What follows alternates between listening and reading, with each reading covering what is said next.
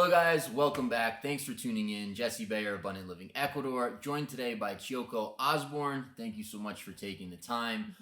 This is part of our Expat Profile series, so our ongoing efforts to give you local perspective, people who live and make their life here in Vilcabamba and the region in general, their perspective on why they're here, what they're up to, what Vilcabamba is all about, to try to give you guys real information, right? Real data. For those of you who are considering this area for your life, for business, for anything that you're interested in. So that's what we're doing here today. Interestingly enough, we are actually starting to work with Chiyoko on a Vilcabamba health retreat. Super excited about that. I'm sure we'll touch on it perhaps throughout the video. But yeah, thanks so much for taking the time. Yeah, absolutely, Jesse. And we were talking about doing this interview even before I was directly involved with the retreat. So the whole thing's kind of been in a nice natural flow and just evolving. And we're kind of like, we should film this video sooner than later because things are picking up and momentum feels really good. So it's nice to be here and on the YouTube series that I know has been incredibly valuable for people, not just me, but it's even people I just meet in town. And part of the story for many folks that I've come across is your YouTube series. Yep. People are like, yeah, we got some great information. And then you see the people in person. So that's actually a shared story I've had with some new friends. No, it's very gratifying, to be honest with you. Yeah. When people walk up to you and are like, thank you so much for making those videos. I'm here because I found your YouTube channel. I love it. You know, it's very nice. It's authentic. Yeah. It's really authentic. Yeah. So another thing that's going to be coming out on the channel over the next couple of months is our our health practitioner series. So we're going to be doing a lot of interviews with local health practitioners here in the Valley of Longevity. For whatever reason, we have some of the most amazing, accomplished natural health practitioners from all around the world who make their home here. Part of the point of the retreat is to give people access to them internationally as part of a great retreat. So we're going to start to tell some of their stories. Yeah. A few of them perhaps have been on the channel previously, but there's probably 30, 40, 50 great natural health practitioners here in the Valley. So keep an eye out for that. Please subscribe to the channel if you like this content. Hit the bell. We throw a like on the video. We greatly appreciate that. But the bell notifies you to all the new content when it comes out. So that's a great thing to do. So let's jump right into it. So Chiyoko, tell us a little bit just about your background, where you're from, so a little bit of your story. A little bit of my story. How much time do we have? just kidding. Hours. Exactly. Days. We do this for days. I was thinking about this before we actually sat down here. And so everyone has such a unique story, right? Everyone, especially in Vilcabamba, I feel like that's a heightened element. Everyone's got a really interesting background and pretty unique, but yet there's a common thread of how we all ended up here. There are like certain commonalities, even though we're from very different walks of life. So for me personally, for some context, I spent 17 years of my adult life after college in New York City. So I lived on the island of Manhattan. That's where life was. It was big, it was bold, it was fast, it was fierce. It was all these things that were awesome. And I'll share a bit about my background and what I was doing professionally working there. And then I lived for 1 year in the suburb above New York City, in Westchester, for those of you who are familiar with that area. I know, fellow New Yorker here. Somehow the New Yorkers found each other. It's a thing, right? Wherever we go in the world, New Yorkers find each other. And when the pandemic hit, this is a big part of my story. Like, how did I end up in Vilcabamba? Like, why am I here? I experimented with living 2 other places before arriving to Vilcabamba. So I went from Manhattan area in Westchester to Hawaii. I spent a year living on the island of Kauai. For those who know Kauai, it's a very special, magical place. And then after about a year there, I lived 7 months in Bali. So my work actually took me to Bali, Indonesia, another magical place. Yeah. And not that I was going for like the trifecta, but somehow I went Hawaii, Bali, and now Vilcabamba.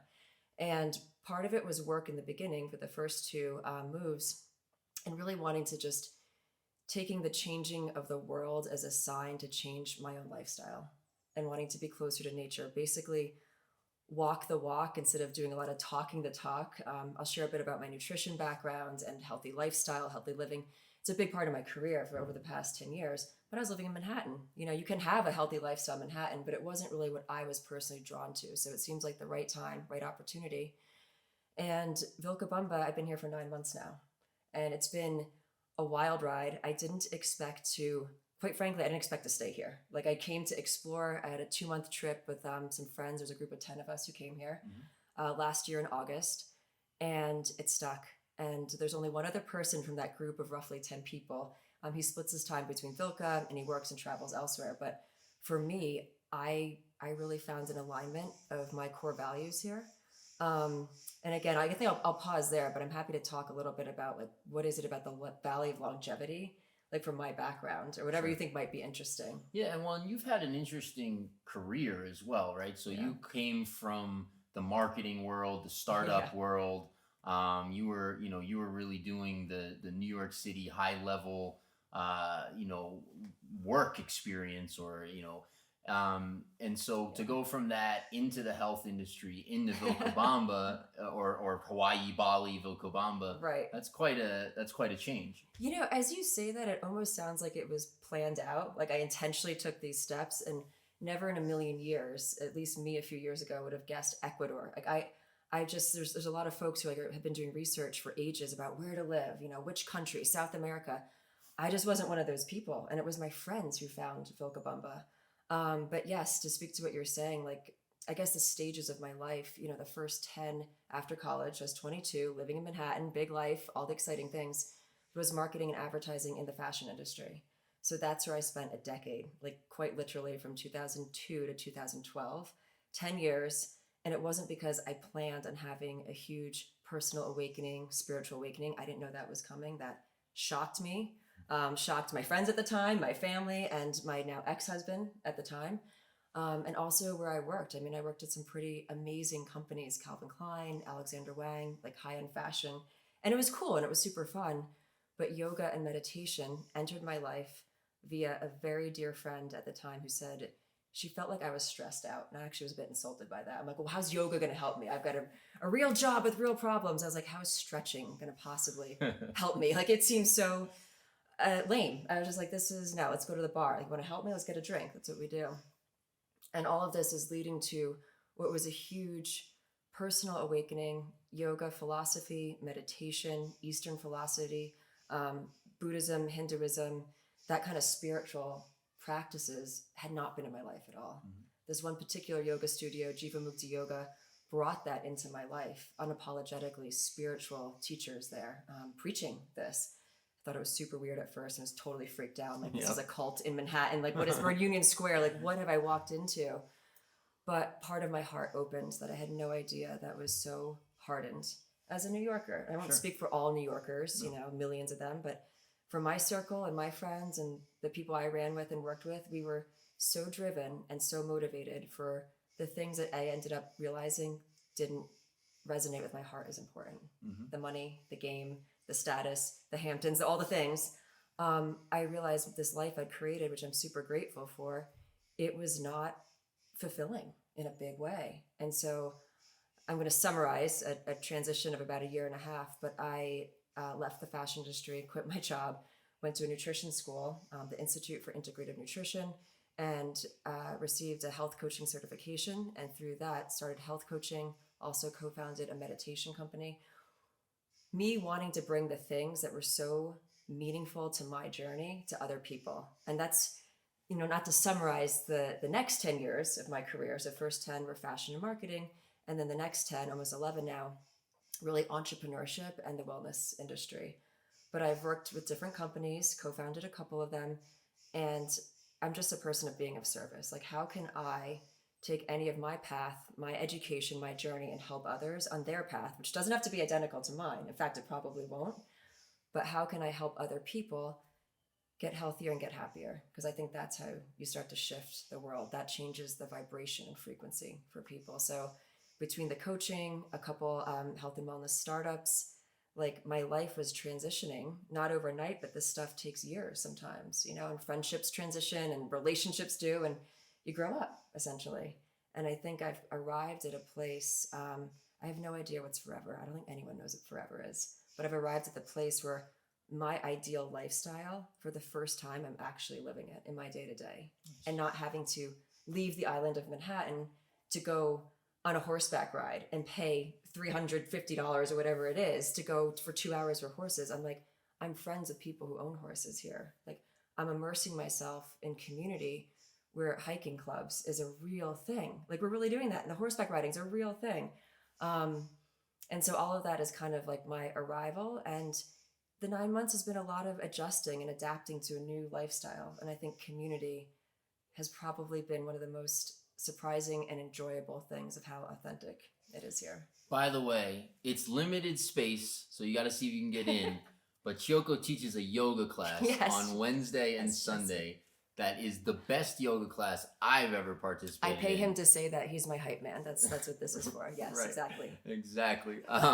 But no, it's really phenomenal. And that's kind of one of the interesting things about this valley, right? Are how many of those types of opportunities are available to you. It's interesting, one of the things for me that I enjoy most about living here, one of the many, I don't know even how high on that list it is, but it's on the list for sure, is just how many people who are interesting, accomplished, and sort of deep people that live in the valley, right? It's like, we've gotten to know each other a little bit over the last couple of months. Yeah. And it's like, wow, another person who comes from high level business, has the whole spiritual component, is kind of on that path, and is just a really cool, interesting person, which is amazing for this tiny community in the Andes Mountains to have so many people that aren't coming from like a blah story. They're coming from these really interesting backgrounds, accomplished these really interesting careers, etc. So you got into the health and wellness. You had your awakening, which is also interesting. I think a lot of people 2012 around that time. Yeah, I think the 2012. A lot of people made changes December in their 2012. life. So I was like a latecomer. The whole December. I remember exactly when it was, before Christmas, first time at Jivamukti. But continue, please. Interesting. Yeah, and even you mentioned there's an interesting Bali Hawaii Vilcabamba connection.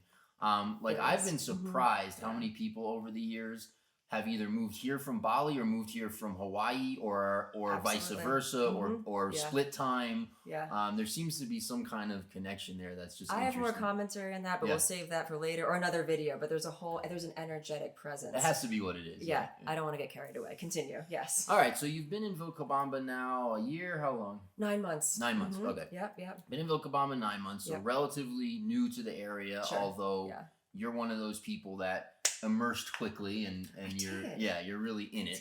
So what has that experience been like for you? This is so fun to talk about. Like there's so many things to pick from. And I've been thinking also, like, people watching this video, I just want to be as helpful as possible. And I think each person you've interviewed has a unique perspective, unique story, but what are some of the things that you might look forward to who's watching this video? Everyone's got different personalities too, for sure, but here's the things that I connected most deeply with.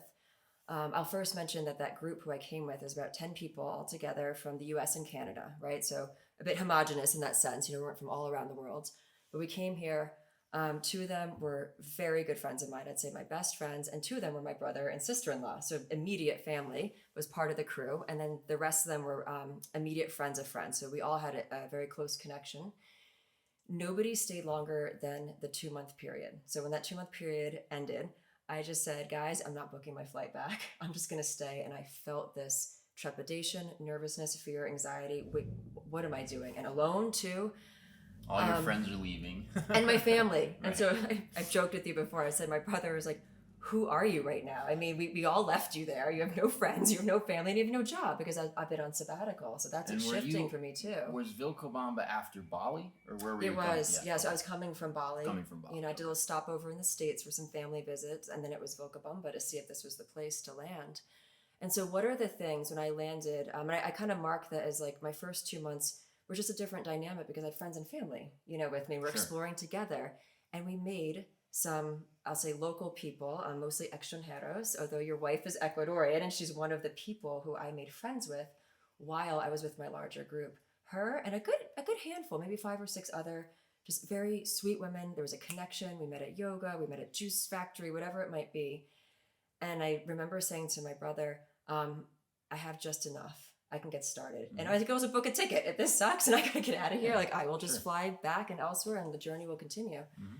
And so I think putting myself out there in organized groups that already existed was an immediate great first step. So the hiking club on Tuesdays, I rave about this. Every Yep. Tuesday, it's been going on for years. We're gonna get her to document one of these hikes. I have so much footage. Oh, I have so much, but I'll do it like from the Awesome. abundant living perspective. And also my perspective has changed. I've been here. Of I know course, where yeah. areas are. I know where Kinara is, right? Like I understand like, oh, that's Masanamaka. These are all towns Surrounding that neighbor areas. Vilcabamba. And so we hike. Basically, you can't see it now, but this is Mondango right there. Oh yeah. Sure. Uh-huh.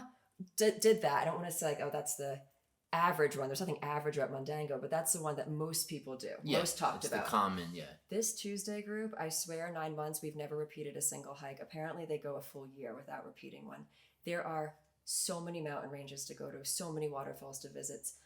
One of the biggest, if I really thought about, okay, why am I still here and why do I want to stay here?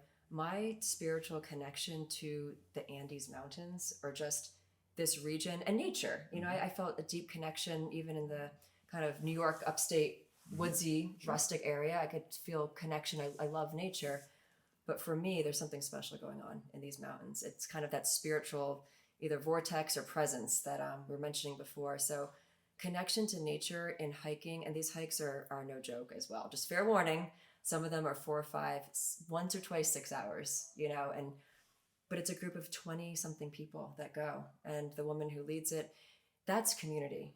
She doesn't charge anything. She's passionate. She's so experienced. Her whole life, she's been a nature outdoors person. I couldn't believe it. I'm like, well, what do you mean this doesn't cost from the US like $50 or something to get a 6-hour toured hike?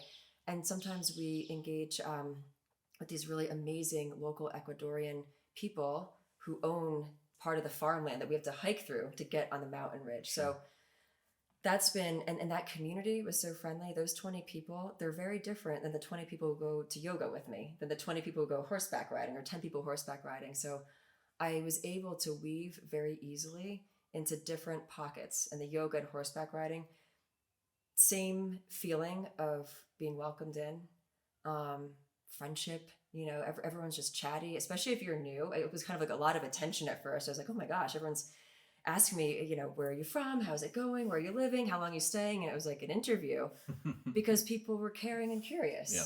And I found that with some horseback riding. So I started organizing horseback riding because I was taking time off of work. It was the right thing for me. And I'd only been horseback riding once before in my whole life. I was like 12 and it might have been a pony. I mean, it was like, I have no experience is my point. But here, there's local Ecuadorian people who do horseback tours. Your daughters come with me. You know, Brandon's daughters come. Mm-hmm. And also your wife's come with me too. And like, this is the kind of community overlap of people. And not everyone's into horseback riding. So that's cool. But, you can't get me on a horse. Right. Yeah. I think I actually asked your wife and she's like, no, it's just me. We're going to go. It's good. But I got you to yoga. Well, yoga's great. Yes. That's a different thing. And maybe I'll pause there, but saying yoga has been such a huge part of my life. For all those years I lived in New York, very specifically one style or practice or lineage, Jivamukti yoga. I've mentioned it before. It's a big part of who I am. But I'm not a formal yoga teacher. I never chose to go that path and do the yoga teacher training and all the things. I've certainly been to lots of workshops and retreats, and I've done over 1,500 yoga classes at that one studio. I didn't count exactly, but I did the rough math. Okay, you know me. Oh, he knows me. I have a lot of experience, and from that, you know, maybe we'll talk about it later or something, but I teach yoga now here in Vilcabamba because there wasn't anybody teaching that style of yoga that I cared about so much. And it was your wife who said to me, she's like, well, can I do yoga with me? And I said, no, you know, I'm not a teacher. Where would I teach? So the first time we ever did it was in my living room here in this house. And we pushed the furniture aside, a very tiny living room, and 2 mats. And that was the beginning of it. And since then, that was the first week in December. We're now in April. Every single Sunday at 10 a.m., I teach yoga to friends. And you're one of the people. We got you. Oh, yes. You definitely got me. Yeah, I mean, it's interesting too, right? Like, the cost of living here is so different. Yeah. And then the people who are interested in providing experiences like yoga and all the other things you mentioned and a million other generally are not super financially motivated. So for example, the yoga class on Wednesdays is $6. The Yes, yoga class on yes. Sundays is $10. This is true. You're not obviously doing this for For a financial 90-minute purposes. class. Right? Yeah, Right. for a 90. If you walked into New York, I haven't been to New York in like a few years. Yeah. That's over $30. It's gotta be. Probably way over. Yeah. So continue though on that thought, because it's actually interesting to think about the various economies and motivations that people have here. Yeah, and that's kind of what I wanted to get into a little bit because, Yeah. you know, it's not a great job market in Ecuador, right? Like a lot of, you know, Correct, the pay scale is low. The standard of living, the cost of living reflects that. But unless you're coming here with being bilingual and having a skill set and having connections, working for someone is probably not always the way to go. Yep. That being said, there's all these are sort of connected, but not directly. There's all these amazing cottage industries in Vilcabamba where people make a living providing a service, Yep. making, you know, sort of natural products, all kinds of things like that. And then there's people who work online, right? And so if you can make that sort of foreign income and spend it here, you're in great shape. I know you do a little bit of online consulting and stuff like that. But yeah, the kind of point I wanted to just make is that feeling that you're describing, which I think you're a great example of, right? You're passionate about yoga, this sort of natural sort of set of events unfolded where you started teaching a class. And it's just one of the many things where people are really providing something for the community from their heart. That's what it is. That just becomes awesome for those who get to participate in that. And it's not, you know, it's not the like, I think in Brooklyn, you know, I would buy like a 10 session card. Oh, right. For the yoga the studio. £10 or the unlimited month or something like that. Which was expensive. I mean, I don't remember what I spent on it, but it was hundreds of dollars. Definitely quite a bit more than $30 a class, I remember. Yeah. So that difference and there's that plethora of opportunities as well. It's one of the things I really like, and then that sort of bleeds in, which I want to get a little bit of sort of your story on your health background in terms of work, I mean. And then that kind of gets into some of what we want to offer to our retreat participants in the valley, because there are so many people like that who are, you know, from their heart helping people heal, and they happen to be really high level. Like they happen to be, you know, phenomenal at what they do, coming from Europe or the States or wherever they come from. So it's just a kind of an interesting aspect of life here. Yeah, absolutely. Which part should I talk about Yeah, first? I didn't really ask a question there, did I? I got much to say about all of it. Let's jump jump in a little bit just to sort of your background. And I know you're a certified health coach or health. Talk a little bit about some of that stuff. So when I did my career transition from fashion, marketing, advertising, 2012, the year before that, I went to a nutrition school called the Institute for Integrative Nutrition, and it really focuses on holistic health. That's the easy way to put it. It's quite a popular program. Many people I know that are in the health and wellness industry, they might not actually be health coaches actively, which is what my journey ended up being. I'm not like a permanent health coach for 13 years, but the education that you receive and the perspective about holistic living. And so holistic, you know, the way I talk about that is there's 4 main pillars and components of a person's well-being. So it's your physical well-being, mental, emotional, and spiritual. And I talk about it like 4 legs of a stool, right? If these 4 legs are holding the stool up, if one's wobbly or God forbid broken, the stool's gonna fall over. So if you're super strong physically, you know, but your spiritual practice is out of whack, or emotionally, mentally, like we know, holistic is really looking at the whole person, the balance of all of those things. And I was fascinated by that concept. It was a little bit new news to me as a, I don't know, aggressive type A New Yorker. I'm like, what balance? Like, what does that word even mean? I have no idea. You just work hard and then you play hard. Like that's the balance. Not even close, but this is, I like to laugh at my, 28-year-old self or so. But that was fascinating. And also what's directly related to this, my initial few years of coaching. So after I left the fashion industry, I just had to pull the plug on that. Like it was such a big move to make. I was so scared. I was messing up my whole life. Like, what did I just work 10 years for to get to a certain place? Because I was also CMO at that point. I mean, I had made a very, successful career for myself. Very fortunate to have that. And I pulled the plug because I was interested in holistic health, got the training and certification. So holistic health coach, is the title from IIN, is the school. And also, which is related to Vilcabamba, that was the year in 2011 that the official first Blue Zones book came out. And when I started hanging out with my yoga community, is pretty much how it happened. People do yoga, tend to be very healthy and balanced and do this meditation thing that I had never, ever experienced before. I was starting to just become aware. I came online in a way of all of this brilliant information out there that I had never, it just wasn't in my field. A lot around nutrition and lifestyle. And so the Blue Zones, for anyone who's not familiar, I think a lot of people watching this video are tuned into this. In summary, National Geographic sponsored a further study. This was around in like 2008, 9, and 10. And then there's a book that was written by 2011. Apologize if I get the years a little bit off, but this is the gist of it, where they studied 5 areas in the world where the population in significantly high percentages live to be over 100 years old. So centenarians. If you're over 100, you're a centenarian.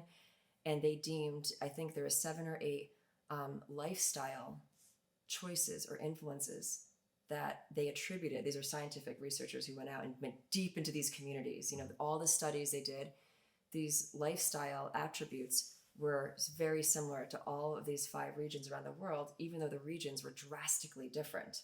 So I found that super interesting because one, it was not, genetics was not at the top of it. It's not like, oh, you have good genes, that's it. All these other things, of course, eating healthy, exercise. One of the biggest top factors that I realized in my transition during that time of training, why it was so interesting to me, it was the sense of purpose through community that the Blue Zone scientists deemed was actually the number one reason that people live to be over 100 years old. I didn't make this up. Some people, like, their eyebrows go off their forehead when they hear me say that. And there's been so much more research since then, but that's an area of study at that time, a decade ago, I went deep into. And there was a lot of people who I was health coaching in Manhattan where they didn't have this real sense of purpose and community. They didn't like their job. Sure. Some of their friends were toxic, like they needed to find that. And so my initial health coaching years was a really brilliant transition out of my first career stage in the fashion industry. And then I think the second thing I'll mention is I co-founded a meditation company. And that was bringing a dear friend of mine at the time who was also part of that yoga community. She was a certified Jivamukti advanced trained teacher. We were bringing mindfulness sessions to corporate offices and allowing employees to have 30 minutes of a break from their day. Even if you don't have a deep meditation practice, just to help be even, bring stillness and calmness. It was difficult for New Yorkers and San Francisco because we're a little bit mixing oil and water, I think is what happened. And I saw that. And so in terms of my background, that's the certification. And then also what I like to say, boots on the ground, trying to help people make lifestyle changes that were for the long term, not the flash in the pan thing, but how can you really change and shift your day-to-day decision making.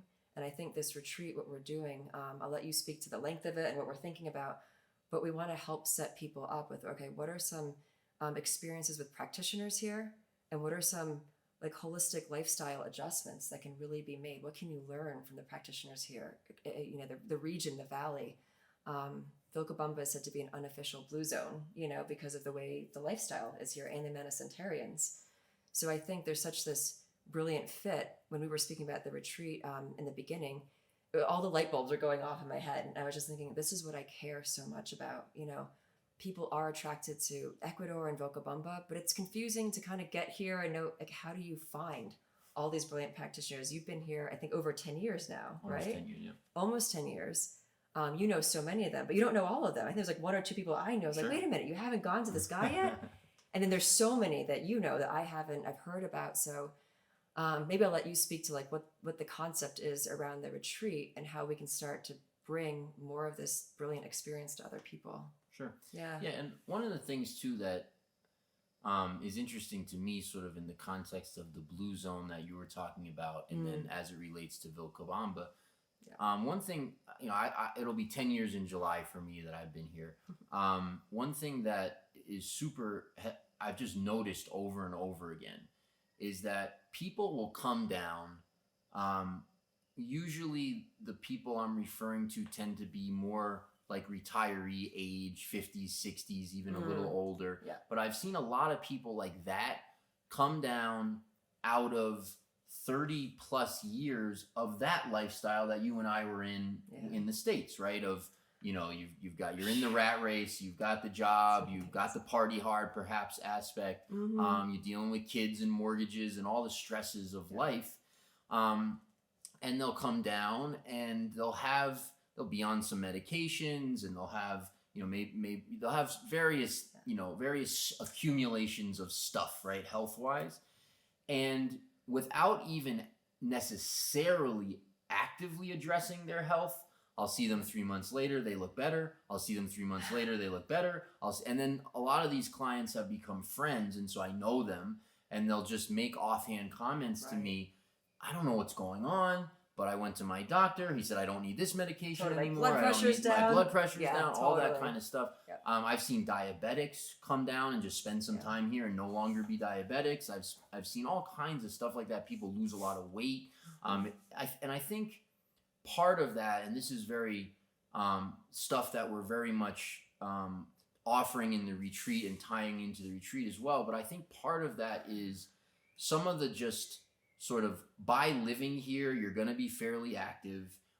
You're going to have the weather. You're going to have cleaner food. You're going to have access to great water. But then all the nature experiences, like you talked about the hikes and there's waterfalls, and Vilcabamba is known as the Valley of Longevity. It's famous for that. I don't know how much of that is legend, how much of that is true, but there's certainly, in my observation, some truth to that stuff, just observationally.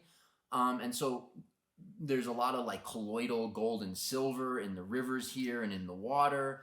And I can just speak from personal experience, and this is probably true of nature in most places, like you mentioned. I used to feel this way a bit in Vermont as well, where I grew up. But, you go out into these mountains and go on a hike, or you go swim in the river, or you go to the waterfall, go under the waterfall. It just cleans your whole, like, you just feel great afterwards. And so that stuff on its own is really healing. And then when you add to that access to world-class health practitioners who can really, take an actual issue that you have and make progress on it, in addition to a great massage and the sort of the lifestyle stuff, the yoga and all those kinds of things, it's really a place that's conducive to, to some of that stuff. So I'm really excited about the retreat. What kind of, we talked a little bit about what attracted you to the retreat, but, and thank you for getting on board. I'm excited to have her on board for this. But yeah, talk a little bit about what you think are maybe the most beneficial aspects, or what you're most excited about. I'm trying to remember how. I think, okay, actually, I'll speak to this because a health and wellness retreat hosted in Vilcabamba had been on my radar since month number 1, even before me getting here, because as I've mentioned to you, my brother and my sister-in-law have a functional medicine medical practice in the United States. And so she's the nurse practitioner. He runs the operations and business of it. They're kind of mom and pop. They're very young. They're in their early 30s, but it's like they have a startup that's doing well. And I love that we've hit the age that's very young, but yeah. Yeah, I'll speak for both of us. That's very young. Yes, exactly. We're not. I completely agree. And so for them, one of the many things that they were attracted to about Vilcabamba was for their business. So functional medicine has so many holistic health aspects.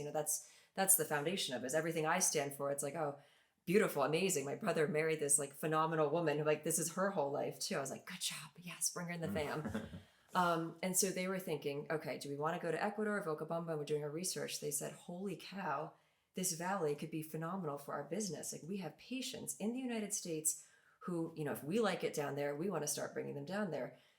This is before I met you. Like, this is before I met Brandon, and then this is what the synchronicity happens in Vilcabamba. Yeah. There is an attractor field for like-minded people. While we might be very different characters, very diverse in our background, like, it is, you couldn't get a casting director to cast a better variety of just, I say, characters and creatures and fairies and elves. Like, there's everything here. We got everything.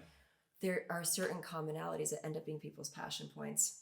And so when I first met you and Brandon, and my brother was there too, we all hit it off of like, why are you here? And I remember your wife asked, like, she was so sweet but direct. She goes, so what brings you here, and why would you be motivated to live here? And I was like, whoa, what a profound question. And it was a very good one. A lot of people don't think deeply about that.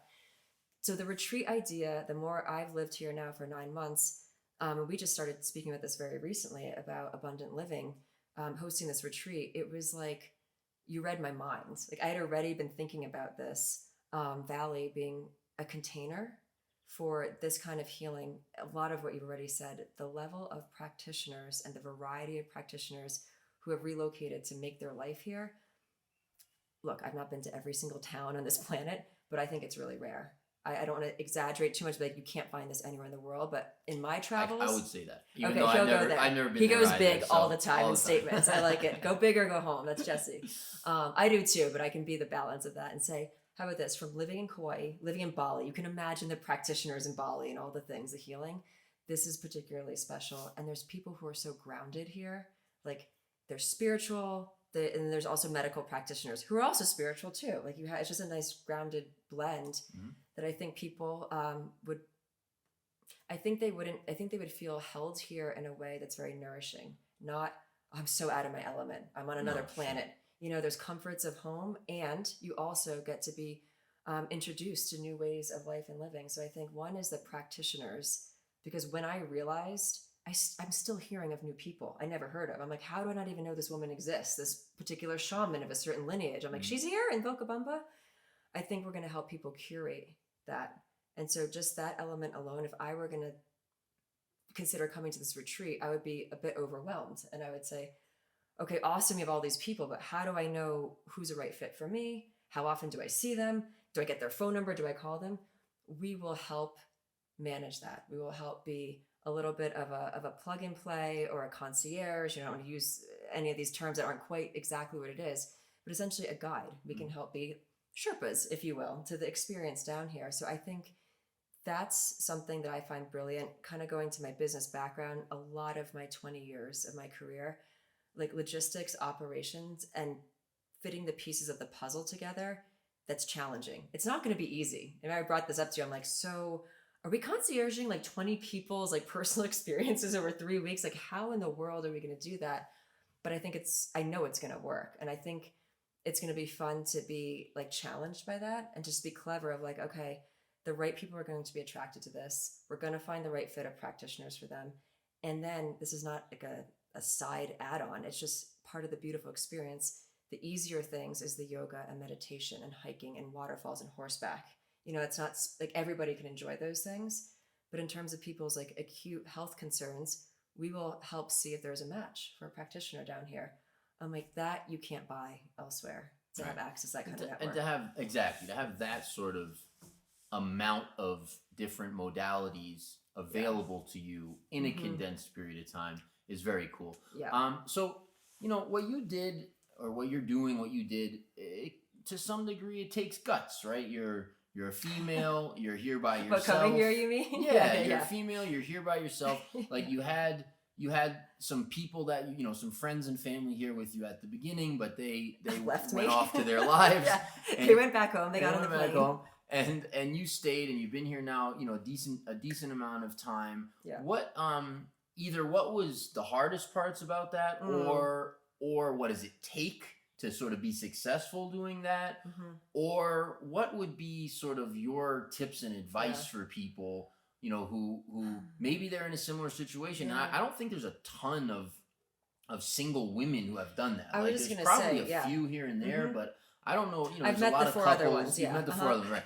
Exactly. I know there's a lot of couples that come down. There's a lot of families. There's a lot of retirees, and single men. But you don't see a ton of single women coming down and setting their life up here in that kind of way. It takes guts. Talk? I don't know. Take that anywhere you want to. I appreciate that. No, and thanks for mentioning it too, because I think it is something that hasn't been shared from that perspective much on this YouTube series that you guys have, and people who are interested. I think more than ever, the world is nomadic.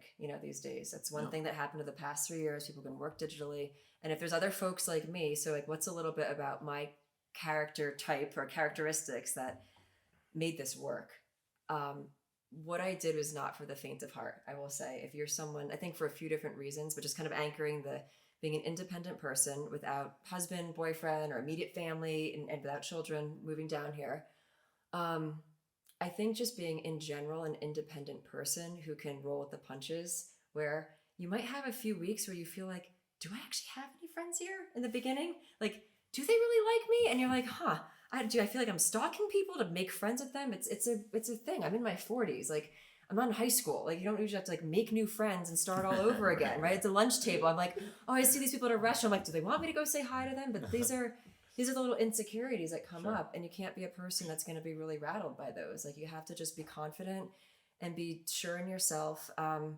Also, I think what you mentioned too about the the financial income, that's a big influence on everybody's life. Can you work remotely? Like, can you figure out some digital income for yourself? And I took time off of work, which is an amazing thing that was personal to me for a period of months for my life. But I'm able to find work and not think that there was going to be work down here for the reasons that you said. Some people, depending what your lifestyle is, like rent can be between $200, $300, or $400. So keeping that perspective, I taught a lot of yoga classes. I actually could make my month's rent. I really could. I could pay that amount by teaching yoga. So it depends. Think that through. You could also raise the prices a little bit. I know. I should. Well, it's delicate when you teach at certain studios in town, but these are the town dynamics that you realize. Yeah. And I could, but separate story. So being independent here, not speaking the language has been a challenge for me.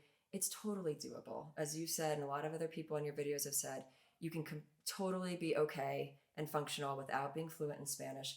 I wish it was easier to learn. I think maybe it's like a quote, not old age, but the older you get, the harder it is to learn new stuff. And I'm so frustrated by the amount of like time it takes to study Spanish. I wish it was just faster, because I want to be respectful to local culture and people and stores and restaurants and my neighbors. I can have such limited conversations with them. So I find just if you're someone who learns languages easily, that could be no problem. But I feel a little cringy still that I'm not better at Spanish yet. So it's been a challenge. Mm-hmm. But I think if you're someone who can really not be afraid to ask for help for certain things and be strategic about it, I needed to rent a house. I needed to do some other things and get my visa to stay here.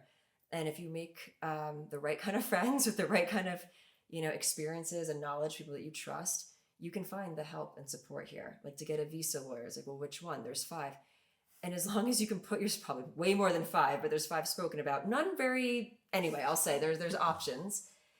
And it's a third world country. The rules are not the same as they are in the United States. Not everything is vetted. You have to kind of be scrappy and figure things out. One other thing I want to touch on, which we've talked about before, is to be very self-aware. If you're 1, living alone in general, and 2, if you're female living alone, is the safety factor. You guys recently touched upon it in a recently released video of a crime wave that has seemingly, knock on serious wood, wrapped up here, but these things come and go.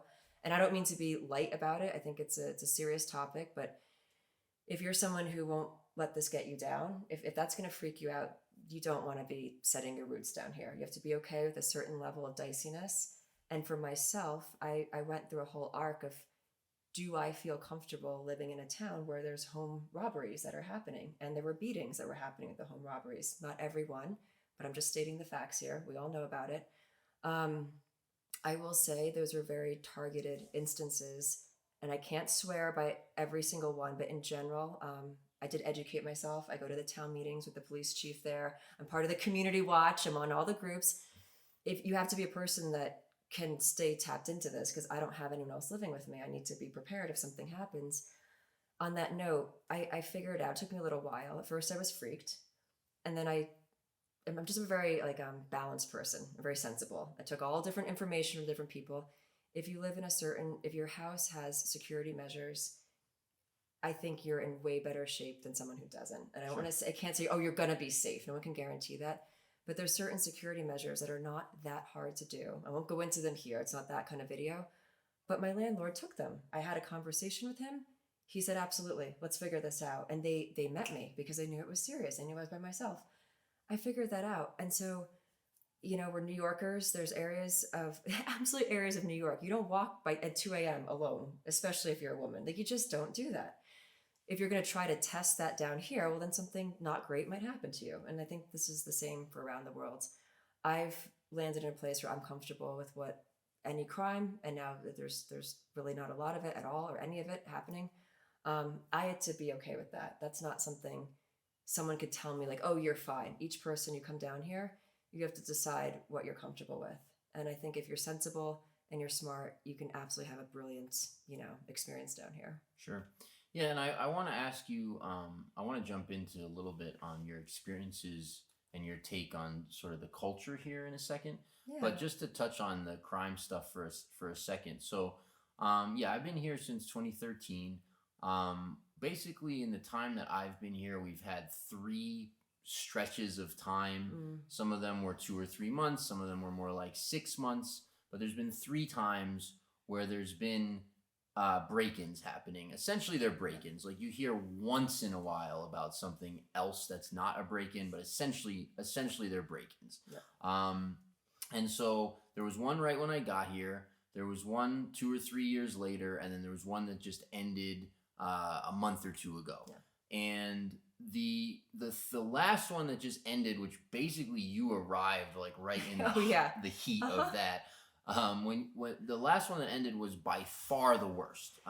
We had never seen that frequency or level of of event that was taking. This is very consistent what I've heard from other people who've been here. That had taken place, and it felt a little different to me. Like I was actually mildly like, this is a little different, because usually the way the other 2 have gone in the past over those 10 years is that you've heard about some break-ins, people get organized. And then pretty quickly it gets stopped. The guys get arrested or dealt with, and however they get dealt with, usually arrested. And they're never from here. They're always people who are from another country who heard about Vilcabamba. Oh, there's money in Vilcabamba or whatever. I don't know what they've heard, but they end up in Vilcabamba for whatever reason, and they're kind of hitting houses for a while, and then they get caught. And that's been the pattern. This last one seemed a little bit more organized and a little bit more just worse. But then they arrested a bunch of guys, and nothing's happened since then. So hopefully that lasts. Yeah. Who knows? I expect. I think multiple arrests were done too. Multiple like a couple arrests, different groups, in a positive way. Can I add something? Please. I don't want to cut you off. So this was, and again, this is my perspective. I try to educate myself, but I'm not the one source of information here. Everyone does their own research and homework, but I know in January, just a few months ago, the police chief and department, there was a changeover in personnel, and they brought in the officers and leaders who it's been said through our community, email newsletters and things, they were largely responsible for taking care of and ending this crime wave. And there was some corruption. This is not new news. There's corruption everywhere around the world. Like, this is not shocking. Sure. It is not, I know you like saying this, I'll agree. This is not Hollywood. We're not living at some level where it's gangsters and da-da-da. I mean, maybe it'd be more exciting, but no, it's not. That's just not. It's like us and our horses. Like, that's it. Like, there's no gangsters happening here. But I think that was such a positive feeling. And, everyone has to go meet the police chief. Like, they've hosted multiple meetings, community, trying to share information. And then there's people who have their own side meetings. Each barrio organizes. Yep. So my barrio has its own community. Yes, neighborhood. Look at me, my Spanish. There we go. Better than I think I am. That to me feels so good. And I want to say on a positive note, I've gotten to know my Ecuadorian local neighbors in a way that I would not have outside of just a friendly hello when we're walking on the street. How are you? Good day.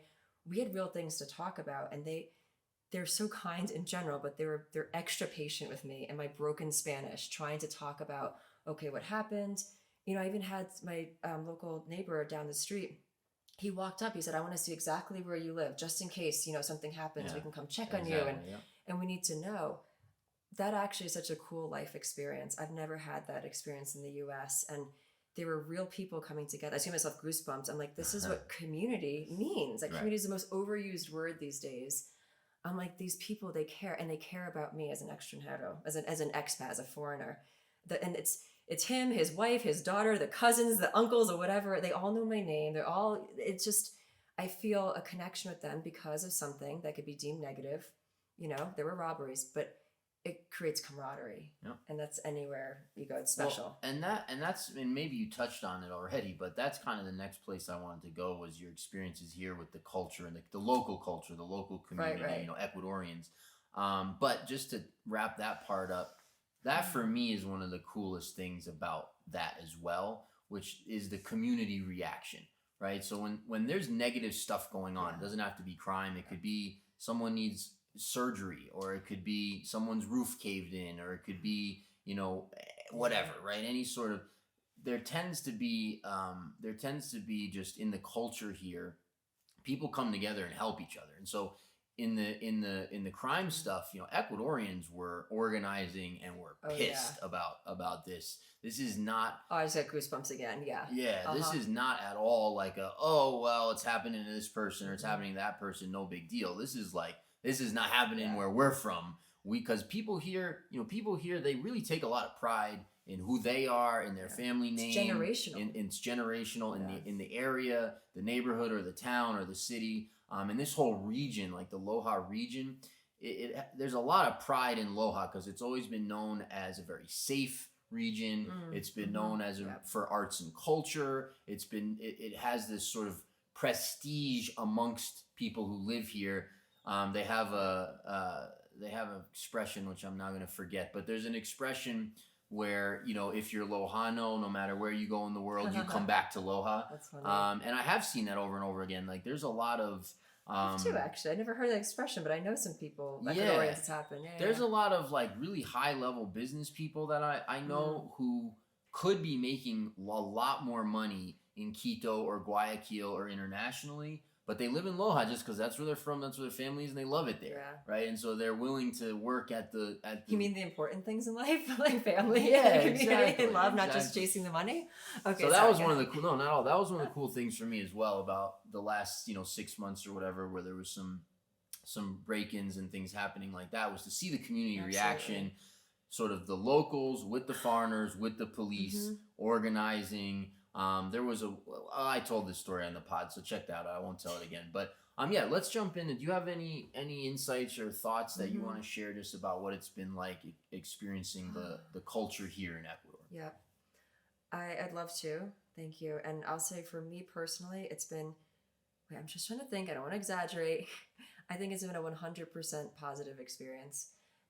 Everybody's different. Everyone has different experiences they have, but I can't think of anything locally that's happened, and I mean with people who are Ecuadorian, even there's First Nations or indigenous, people, the Shuar, which I'm not friends with them, but I've been to a couple events. I've met and shake some hands and did that, and I have a good expat friend here who's deeply involved with helping support the Shuar. They're local to this area, indigenous people who need a lot of our support and just where they are in life. And I think I'm attracted to learning more about that. I will go back to say the biggest barrier for me is my Spanish.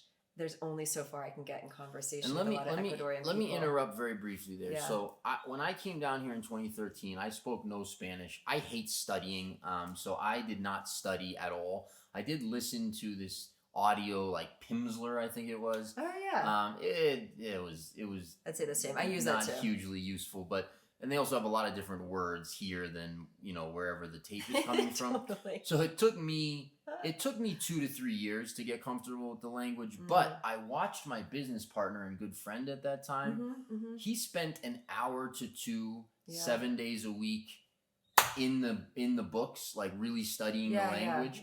He was comfortable having basic conversations in 6 months. In a year, he was essentially fluent.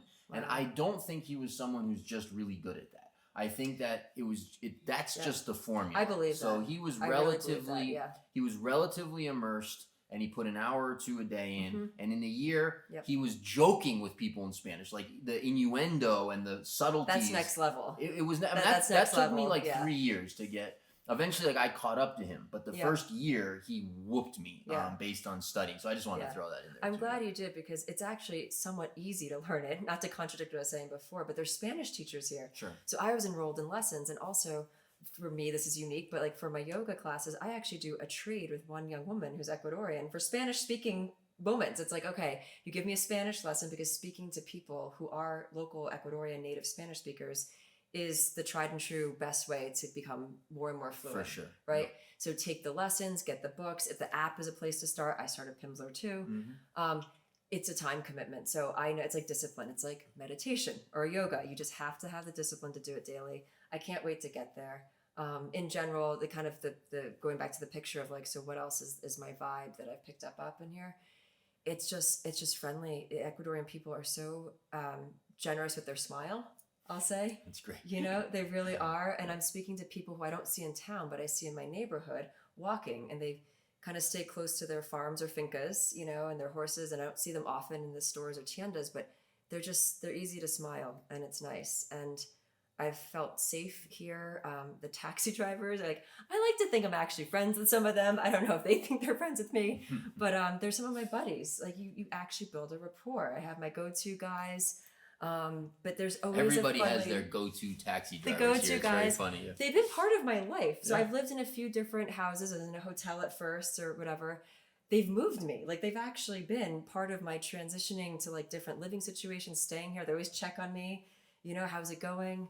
But I see them in town. We're throwing waves at each other. So, you know, and they're local, and a lot of them have huge families here. Like they're all connected. It's like, wait a minute, you're so-and-so's cousin and so-and-so's cousin, and you're all connected. And that's just, it's a sweet feeling. And that's part of the culture, you know, taking taxis and how you get around. Some people are wary and trepidatious about taxis and, you know, third world countries. Yeah, I can't make any promises, but not Vilcabamba. No. It was one thing I thought about, because sometimes you hear weird things. Like, oh, Guayaquil, you have to worry about. Yeah. Yep. But I think that might answer the question. So I look forward to, okay, I'll plant a little seed. This is a goal. You guys can hold me accountable. God, here we go. I want my Spanish to get just good enough, or maybe someone can help me, where I can teach a very simple introduction yoga class in Spanish, because I think my taxi drivers would come. There's enough interest. There's a few, my guy down the street with the horses, he's like, really yoga, you know, in Spanish. I'm like, I want to be able to give back to community here. I don't want it to just be English speaking expats who come to my yoga. I want to contribute. There's folks from Loja that travel here mostly to Ishkailuma, which is the hotel you were mentioning. To do a yoga class, which is a 45-minute drive. Yeah, in Spanish? In Spanish. Oh, that's awesome. I think it's in Spanish. Yeah. I think it's I forget her name, but I'm thinking of who I'm thinking of. That's good to know. I'm always peddling yoga and pushing it to people. I'm like a yoga pusher. So I get in conversations. People ask, like, oh, what do you do here? It's like the very few things I can talk about is like, I teach yoga. Sure. And people are asking me where, but it's not. So that's good to know if there's a resource to people. Yoga is going to get next level in Vilcabamba. It already is at a level, but next level. Thanks to you. Okay, so we're about an hour in. I've done what I wanted to get out of this. Do you have other stuff you want to mention before we wrap? I don't think so. Nothing that comes to mind right now. Is there anything else that you can think of? Or, I mean, hopefully see you guys soon. And the retreat, stay tuned for more. We're working at, and it's so exciting. You know, there's a lot of details that we're working through. Because there's so much to choose from in a way. Like there's so many options of how this retreat can go, and like I'm excited by that. So I almost would be like, see you soon, or like stay tuned, because I'm looking forward to contributing in some way to like creating that experience for people. Like that's really exciting. Yeah, and so that's going to be a 3-week retreat, a 21-day retreat. It looks like we've settled on. It's going to be in October. It'll probably either start the 1st or the 14th, I think, if I remember that correctly. We're just solidifying those dates. So yeah, if you want to reach out, we can put you on a list where you'll get that information. I always forget if it's retreat or retreats at avecuador.com. So let's just do info at avecuador.com so I don't screw that up. But yeah, you can reach out. We can put your name on a list and get the retreat info out for you when it comes. You know, we wanted to make it 21 days for various reasons, but sort of the principal one being, we think that that's enough time to actually make real progress, you know, on your health. And so we're really excited about that. Reach out. More to come on that soon. Again, subscribe, hit the like button, please. If you enjoyed this content, hit the bell. And we appreciate your time. Appreciate your time as well. Thank you. And thanks for tuning in. Super fun. See you guys.